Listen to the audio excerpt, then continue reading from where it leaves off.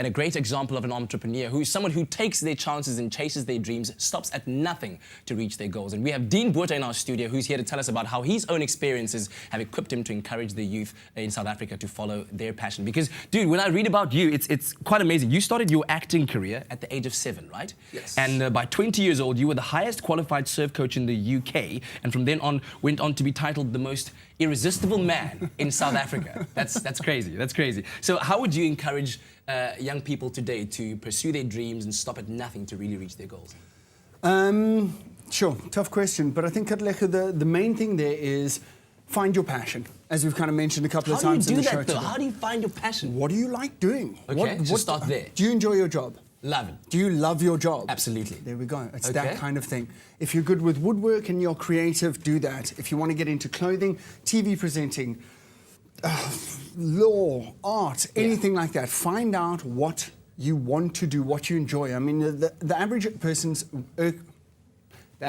is working between 40 and 50 hours a week. Okay, yeah. So it's basically a quarter of their week is taken up by work. Yeah. Nearly half of your week is taken up by sleep, depending on your sleeping regime. Okay. So if you're spending a quarter of your time doing something that you don't enjoy, you can see why people get into this downward spiral. Yeah. You know, if you're doing what you enjoy as a career, find your passion, become extremely good at it, and then learn how to make that into a career. I think you're winning. Okay, let me pose to you a question that I think a lot of young people might struggle with, because I had it in my own life. When I went to varsity, I really wanted to do music, and I was on my way to registering at the opera school. But my mom was like, no, rather study accounting, have a solid degree behind your back, so that you can then pursue other things if you like to. So you're saying to kids out there, if mom says that, say, no, mom, I like doing this, and therefore I'm going to do this. I'm not saying that, but there is a balance. There totally is a balance about it. I mean, at the end of the day, education is power. So the more you know, the better you're going to be at the end of the day. So as much education as you can possibly get is obviously what the main aim is. But if there is something that there is just, you know, teasing you and asking you to pay more attention to it, that passion, that inside burning desire to want to do something and get better at it, follow it as much as you can. As you say, I mean, you pointed out some of the things I've done. I've kind of gone from one thing to the other. I've got my underlying passion. And here you are, I've got my underlying passion of what it is I want to do. But obviously needing to make money around that at the same time. Yeah, and we live in a world where I think, you know, you can mold or use your creativity to mold your career or your future into whatever it is that is applicable to the world. So how would you encourage young people out there to consider self-employment as a future? I think that's one of the main focuses of Pride Factor is to try and create employment. Entrepreneurs create employment. Okay, it's at the end of the day. So it taps away poverty and unemployment in the country. But you need to come, I don't want to give myself a plug here, but you need to come on one of the Pride Factor courses. This is what we do. We try and, you know, it's like an incubator. We try and show you the several different steps and methods into getting into entrepreneurship.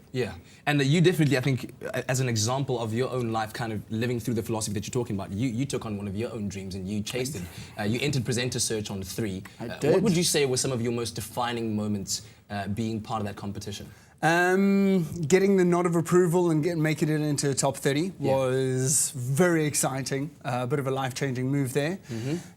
This was quite a task over there. I think the challenging part or one of the highlights was cooking that omelette. Cooking that omelette. Who would have known that cooking and speaking at the same time was so tricky? Oh man, yeah, especially when there's a camera staring at you and judging your every single move. So where did you mess up? Or did you mess up at all, actually? So you were talking and you were klitsing, and then the klitsing became the talking. I think it all went quite well, I must say. I told a very cute little story about my mom and how she taught me to do this and that, and it was all a lot of fun. However, I know trout as salmon.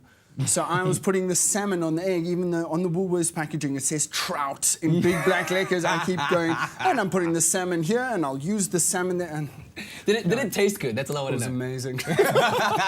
Okay, cool. So check it out. Pride Factor is what we want young people to be attending. There's one happening at Midrand pretty soon, and if you want more information, go into pridefactor.co.za. Also their Facebook page, which is facebook.com/Pride Factor. Sir, thank you very, very much. Love your work. And we were talking all about being an entrepreneur and a successful one at that, and that begins with being financially savvy. So let's get some tips from our Nedbank News Network.